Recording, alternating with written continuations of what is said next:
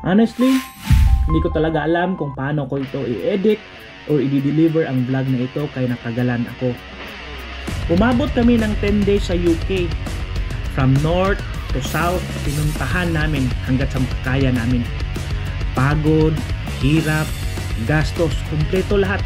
Pero, to give you the perspective sa expenses lang muna tayo. Ito yung data sa pamasahe. 3 lang kami. Gumastos kami ng mahigit 280,000 in pesos. Sa plane ticket pa lang yan, back and forth na from Hong Kong to UK, pabalik sa Hong Kong. May 3 rason kung bakit mahal. Una, peak season siya. December namin siya ibinok. Pangalawa, 2 weeks preparation na lang kasi 2 weeks lang na ibigay yung visa namin approved. At pangatlo, customize yung trip namin. Ibig sabihin, dapat pagdating ng December 22 ay andun na kami. Kaya naisipan namin sa Hong Kong na lang magbase kasi yun lang yung merong available time and flight na wala sa Macau. So tumawid pa kami ng Hong Kong. Grabe ang tindi. Ang tanong, bakit kailangan? Anong gagawin namin dun sa United Kingdom? Napakalayo yun. Nagsasayang lang ba kami ng pera? Yan ang mga katanungan sa isip na di ko masagot habang pinoproseso ko yung visa namin mag-isa sa Hong Kong. Sa dami ng pagsubok at hirap na dinaanan ko, sa awa ng Diyos, approve yung visa namin lahat. Mahigit 1 taon din itong pinagplanuhan at pinaghahandaan. Kaya sabi ko kay Ara, ikaw na lang kaya pumunta o kayo na lang ni Aris. Kasi ikaw lang naman ang mahalaga dun eh. Sayang yung pamasahe. Pambayad na natin yan sa mga bills dito sa Pilipinas. Practical kasi ako na tao, pero mahilig din ako sa travel. There's no CR. Here. Come on. This way.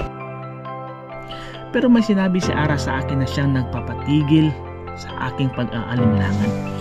Kaya ako nagpursige na mag-process ang visa dahil sa sinabi niya. Sabi niya, pagbigyan mo na ako. Gusto ko lang to pa rin yung pangako ko kay Lola Doming. Pagkatapos nito, panatag na ako. Nung narinig ko yung sinabi niyang panatag, yun yung pumukaw sa akin at naging curious ako lalo. Sino ba si Lola Doming? Gaano ba siya kahalaga sa buhay ni Ara? Ang daming pumapasok sa isipan ko, mga tanong na bakit. Pilit kong hinanapan ang sagot na yan sa paraang alam ko pero di ko mahanap. We going to Beijing, China. One last ride going to Newcastle. Oh, so cold. It's freezing. Welcome to Newcastle. Kaya para mahala po yung sagot sa tanong, sumama na ako. Pikit matan lang sa mga gastusin. Pera lang yan. Mababawi din natin yan. Di naman natin yan madadala sa hukay kapag tayo ay namamatay. To make the story short, nakapasok na kami sa United Kingdom. Ito pala yun. Lamig ang unang sumalubong sa amin. Ay hindi pala, kundi ang init ng pagtanggap nila Ate Myla. Unang-una yung i-consider pagpunta nyo sa UK is yung time difference. Maramdaman mo talagang jet lag kasi nag-travel back in time kayo. No, hindi ko na to pahahabain dahil mahaba pa itong kwento na ito. So we're riding on a train. Pagdating namin sa Newcastle, sinalubong kami. Gulat kami. Ito pala si Ate Myla at ang panganay niyang anak na si Christy.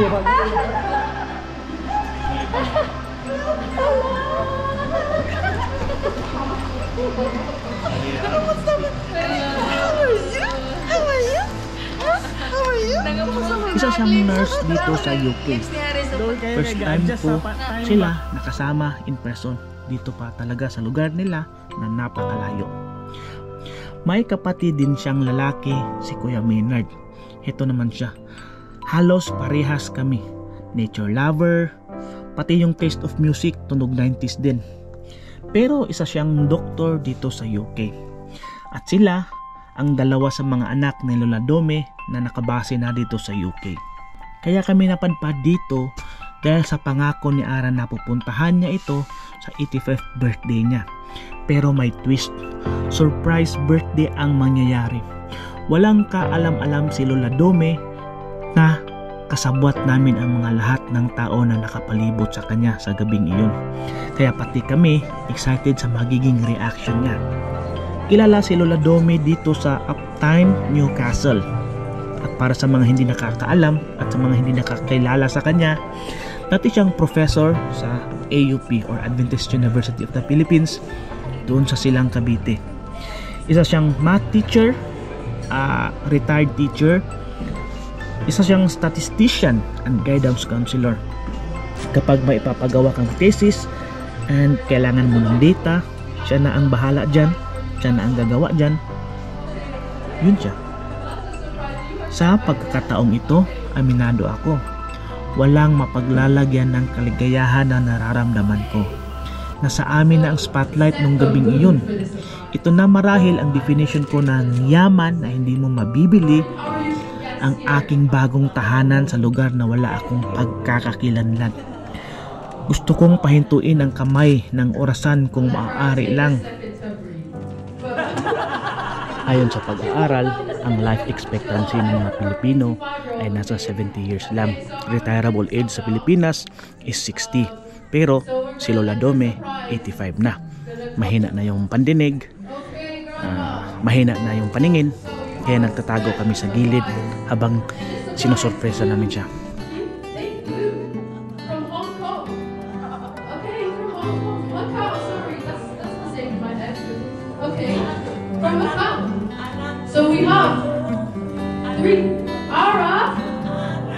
Kaya nung sinabi ni Kirsty na may bisita ka from Macau, isang salita lang yung lumabas sa bibig ni Lola Dome.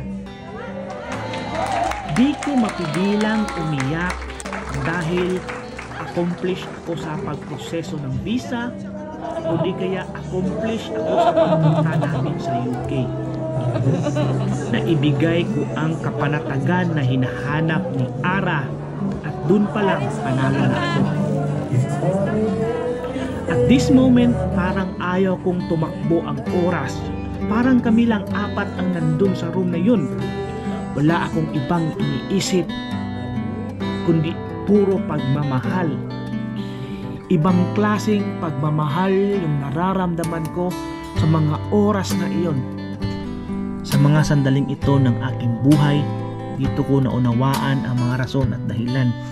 Hindi ito isang simpleng reunion lang. Wala akong ibang iniisip kundi puro pagmamahal at dito ko nasaksihan lahat.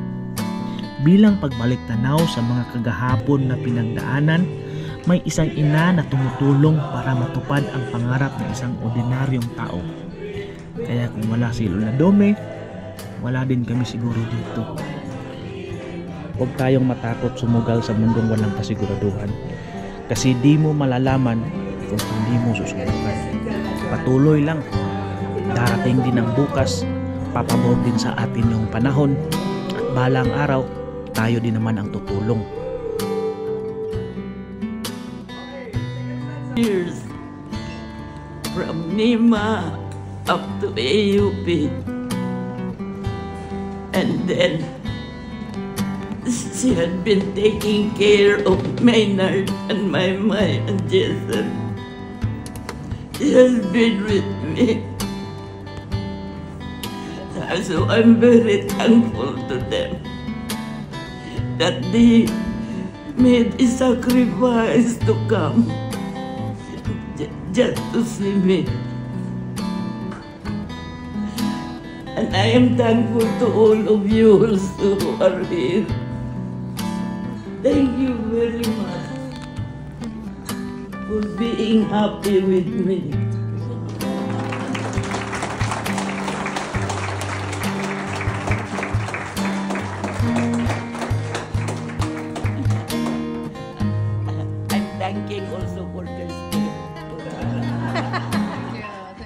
Ngayon, nahanap ko na ang sagot sa mga tanong kung bakit. Kung sino ba si Lola Domeng, anong meron sa kanya, mga tanong na ako lang ang makakasagot kapag andun na ako. At ngayong andito na nga ako, nabura sa isipan ko yung gastos at pagod sa pagproseso. Nasuklian ito lahat ng higit pa sa inaakala ko. Kaya ginawa ko itong video na ito para i-remind ko si Aris na kahit wala siyang kapatid sa buhay o kahit mawala man kami sa mundo, meron siyang matuturing isang pamilya at ito yung tatatak sa core memories niya habang siya ay lumalaki.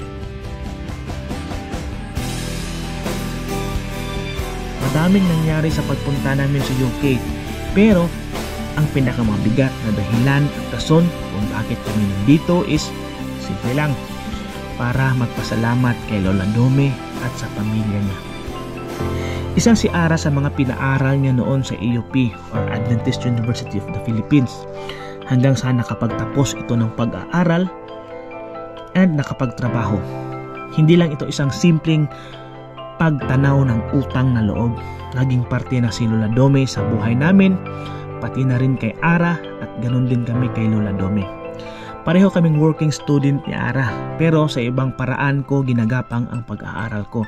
Kaya nararamdaman ko ang pagmamahal ni Lola Dome sa mga katulad namin.